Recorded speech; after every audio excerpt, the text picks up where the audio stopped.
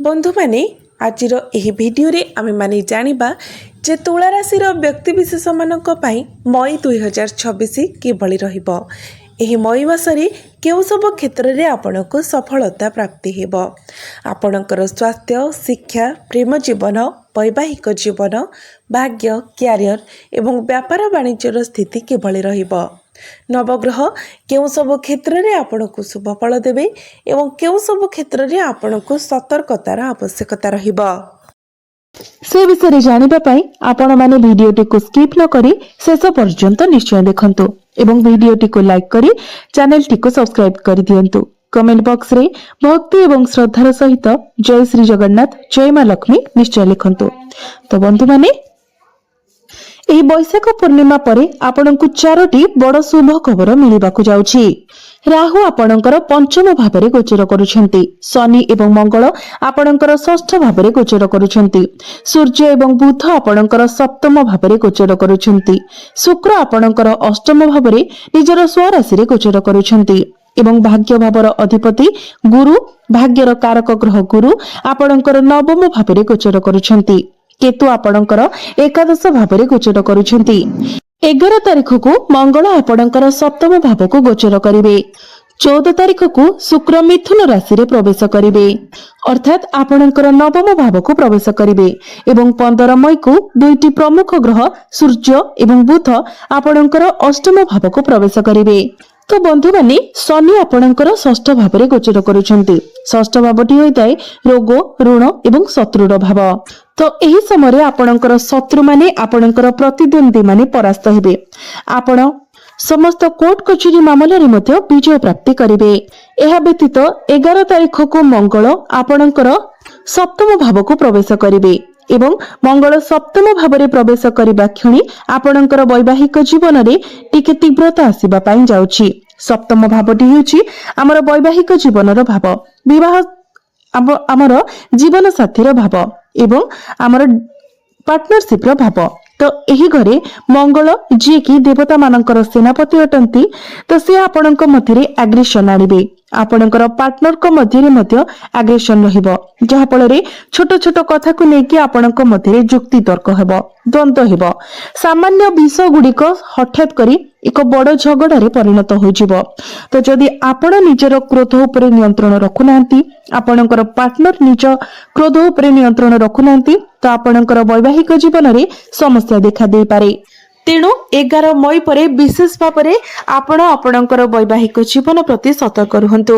14 तारिख को शुक्र आपणकर मिथुन राशि रे अर्थात आपणकर नवम भाव को प्रवेश करिवे।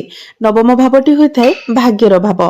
तो जेहेतु गुरु एठारे पूर्वरु ही उपस्थित अछंती एवं 14 तारिख को गुरु एवं शुक्र उभय एठारे एकत्र हेबे तो आपणको किछि शुभ खबर प्राप्ति हेबो। आपणकर भाग्य आकाशर उच्चा को उठिबो।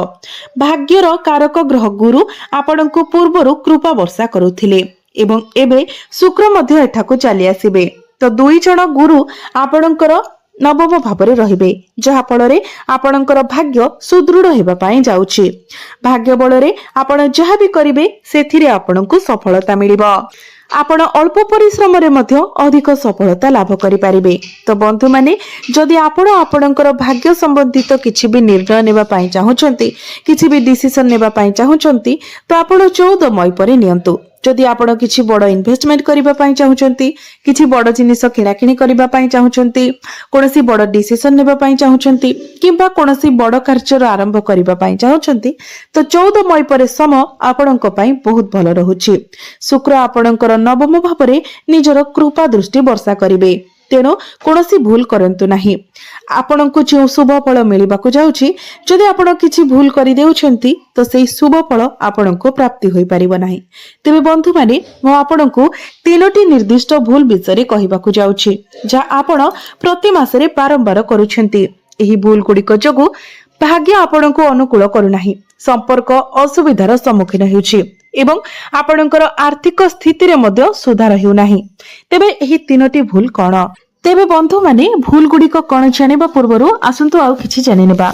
मई 15 तारिख रे दुईटी प्रमुख ग्रह बुध एवं सूर्य आपणकर सप्तम भावरु अष्टम भाव को चलन करिवे केवल मंगल सप्तम भाव रहिबे।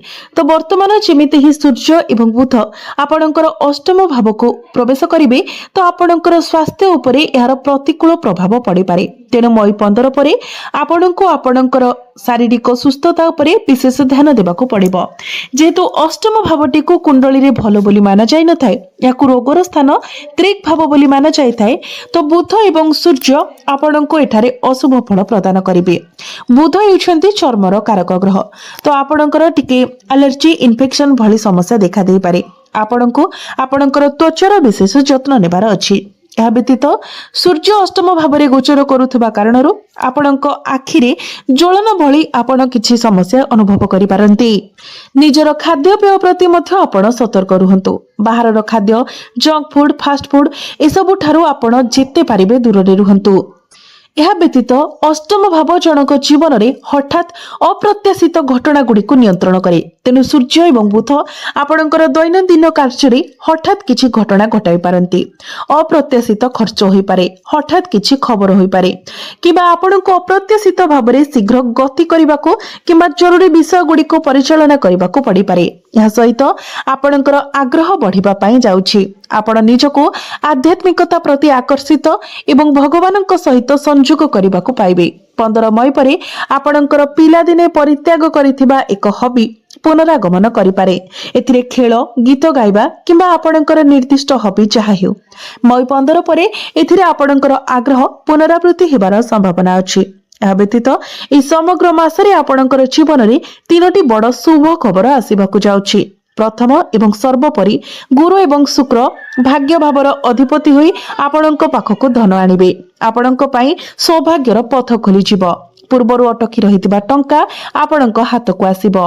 अटकी रहितिबा किंबा पड़ी रहितिबा जेकोनोसी पांठी को पुनरावृत्ति करिबा पई आपण 100% निश्चित। यह सहित शनि एठारे अवस्थित होइतिबारु आपणक घरे शुभ एवं उत्सवमुखी घटना घटिपारे। एक संभाव्य विपद रहिछि जे राहु पंचम भाव में अवस्थित। एही स्थान आपणक जीवन रे द्वंद्व सृष्टि करिपारे, आपणको अनिश्चित करिपारे। योजना सहित आगको बढ़िबे कि नाही भाबिबे नाही। केही जने आपणको भूल परामर्श देई पारंती, जहा आपणको जटिलतारे फसिबाको बाध्य करे। तेणु निजको द्वंद्वरे पड़िबाको दियंतु नाही। अन्य मानकर कथारे प्रभावित हुअन्तु नाही। जदि आपण निज निष्पत्ति उपरे भरोसा रखंती तेबे एही मासटी आपणको केवल लाभ आनी देबो। कारण केतु एकादश भाव में बसिछंती, लाभ स्थान रे बसिछंती। तो आपणको धन, सफलता एवं इच्छा पूर्ति करिबारे राहु आपणको केतु आपणको सहाय्य करिवे। केतु आपणको पई गुरुत्वपूर्ण आर्थिक लाभ पाइबा पई मध्य दृढ़ संभावना सृष्टि करूछंती। तथापि राहु आपणकर विचार को धुआ देई थाए। तेणु ए क्षेत्र रे टिके सतर्क रुहंतु। जदि आपणकर एहा परे परे किछि प्रतियोगिता मूलक परीक्षा अछि किबा किछि इंटरव्यू अछि तो आपणको पई समय बहुत भल रहिबो। कारण गुरु छात्र छात्री माननको सेमानकर शिक्षागत प्रयास रे प्रचुर समर्थन जोगाइबाको प्रस्तुत अछंती। अतीतर संघर्ष जेठारे आपण केवल गोटिए किंबा 2टी नंबर पई चयनरु वंचित हेउथिले एबे आपणकर पछरे समर्थन अछि।